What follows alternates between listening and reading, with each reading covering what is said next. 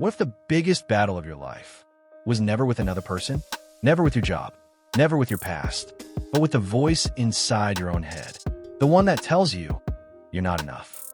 The one that wakes you up at 3 a.m. with worries you can't even name. The one that makes you doubt yourself right before you're about to do something great. This is a story about that voice and about a boy who finally learned how to stop letting it win. Slow, warm narration, build connection. His name was Aryan, 24 years old. Not poor, not rich, just stuck. From the outside, he looked fine. He had a small room, a laptop, a few dreams written in a notebook he hadn't opened in months. His friends thought he was quiet. His family thought he was just lazy. But Aryan knew the truth. Every single morning, he woke up with a plan. He would tell himself, "Today is the day. Today I start. Today will be different." And then something would happen. Not outside, not in the world. Inside, a thought would come. What if you fail again? What if people laugh? What if you're just not made for this? And just like that, the day would pass. Another evening, another night of scrolling, avoiding, pretending. Another quiet feeling of shame before sleep. This had been going on for 2 years. 2 whole years of starting and stopping. 2 years of living in his head instead of in his life. Tension builds, short, punchy sentences. One evening, Aryan sat at his desk.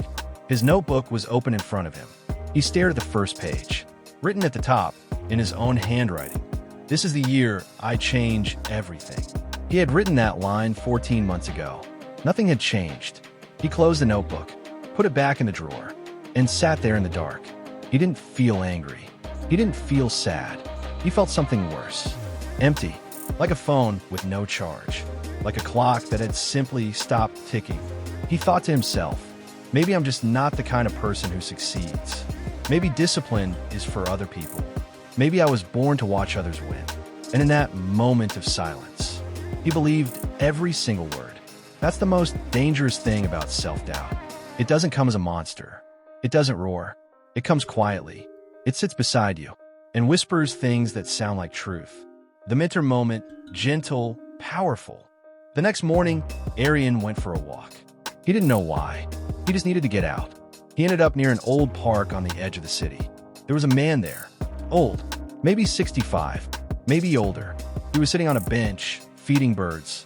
Just sitting, completely still, completely calm. Aryan sat down on the other side of the path. And somehow, without knowing why, he started talking. He told the old man everything. The wasted mornings, the unfinished plans, the fear, the emptiness. The old man listened without interrupting. Then he reached into his coat pocket. He took out a small glass bottle. Inside it, there was water. Cloudy, murky water. He held it up to Aryan. He said, "What do you see?" Aryan said, "Dirty water." The old man nodded slowly. Then he placed the bottle gently on the bench. He didn't shake it. He didn't stir it. He simply let it sit. Aryan watched. Slowly, slowly, the dirt began to settle. The water began to clear. After a few minutes, the bottle was almost transparent. The old man looked at Aryan and said, "Your mind is like this bottle, son. When you keep shaking it, fighting it, arguing with it, fearing it, it stays cloudy. You can't see through it. But when you stop fighting it, when you simply let it be, the dirt settles on its own. And then you can see clearly." Aryan stared at the bottle. Something shifted inside him. Not a big explosion, just a quiet crack, like a window slowly opening in a room that had been locked for years. The transformation, emotional peak. Aryan walked home slowly that afternoon. He sat down, opened his notebook, and for the first time in months, he didn't write a plan. He didn't write goals. He wrote one sentence. "I'm not my thoughts. I am the one watching them." He read it 3 times. He sat with it, and something inside him began to loosen. He realized, all this time, he had been doing one thing wrong. He had been fighting. Every morning, the fear would come, and he would fight it. Every time doubt appeared, he would argue with it. Every time his mind said, "You can't," he would try to scream back, "I can." But that fighting, that resistance, that was what kept the water cloudy. The more you battle your own mind, the louder it gets. The more you fear your thoughts, the more power you give them. And the moment he understood that, Something changed. Not everything at once. Not a miracle, but a choice. He decided he would stop arguing with his thoughts. When fear came in the morning, he wouldn't fight it. He, well,